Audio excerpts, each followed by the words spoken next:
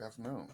My name is Anthony Connolly, and this is my project on student-centered learning and constructivism, an approach to learning. So, what is student-centered learning? What is constructionism? Student-centered learning and constructivism is basically the same concept where instruction and assignments are based around students working with each other and being hands-on with learning materials when applicable in order to form their ideas about the material they are learning. Here's a lesson plan that I have constructed uh, based around student-centered learning.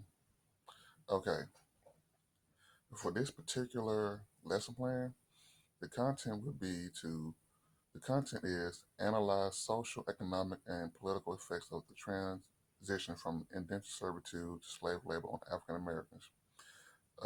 My audience will be my students, which will be a mixture of students. The objective will be for the students to recognize the varying effects of social, economic, and political effects of the transition from indentured servitude to slave labor of African Americans.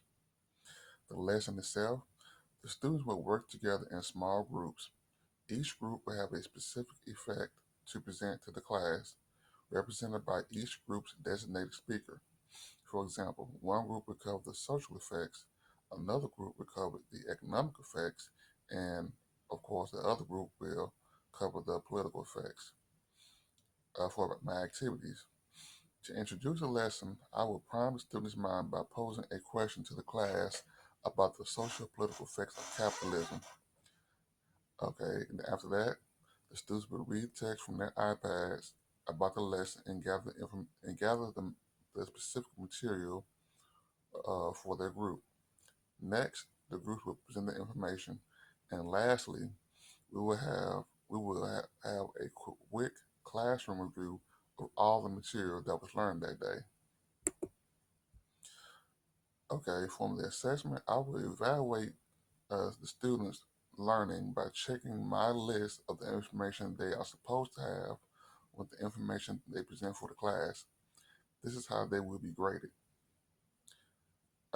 This lesson will showcase the core strength of constructivism, because the students have to work together to read and provide information for the class and for themselves, really. Okay, compare and contrast student-centered learning, constructivism, and traditional learning. The basic components of teaching in a student-centered classroom are as follows. Teachers teach in a top-down manner. That means the teacher will teach and we get the big picture out there, and the students will pick up the smaller, minute information as the lesson goes on. Next, another component for a student oriented classroom is that uh, this particular method values student interest, students are interactive, and the process of teaching and learning is very important. The basic components of traditional learning are it sticks to the curriculum, doesn't really deviate from that. It sticks to curriculum basic verbatim. The lesson is built upon slowly by parts. Uh, this is the exact opposite of the top-down approach. Textbooks are primarily used. Students mainly work by themselves, and assessment is mainly done through tests. The differences between student-centered learning and traditional learning is student-centered learning values students. Student-centered learning values students' way of learning, while traditional learning tells students what to learn, and traditional learning allows the teacher to be more of a facilitator, while teachers are more authoritative in traditional learning. The similarities between student-centered teaching and traditional learning are teaching and learning still takes place, and both methods still want what is best for students. In summary, both educational methods are constructed with the end goal of students learning and becoming the best they can be.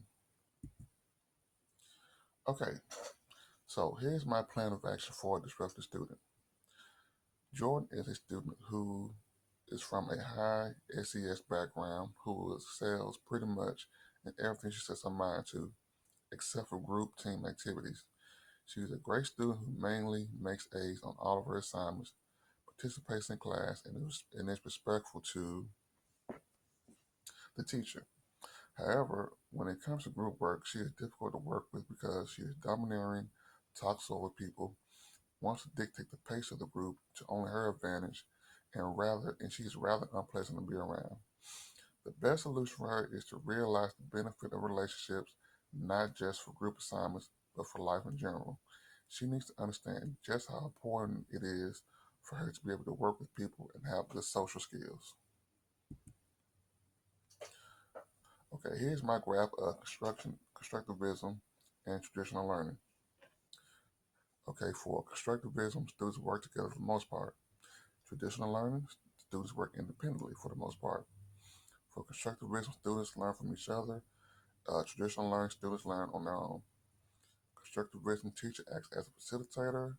For traditional learning, teacher directs everything. For constructivism, students construct their own knowledge. In traditional learning, students are told what to think.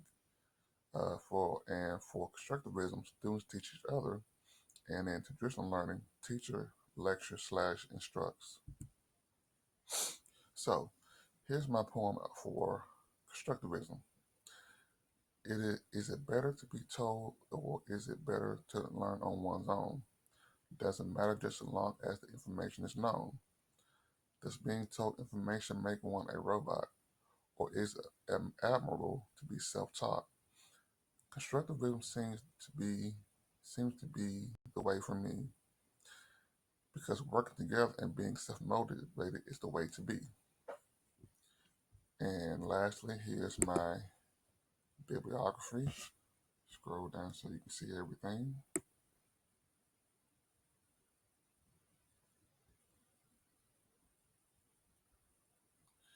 And that is my presentation. Thanks for viewing.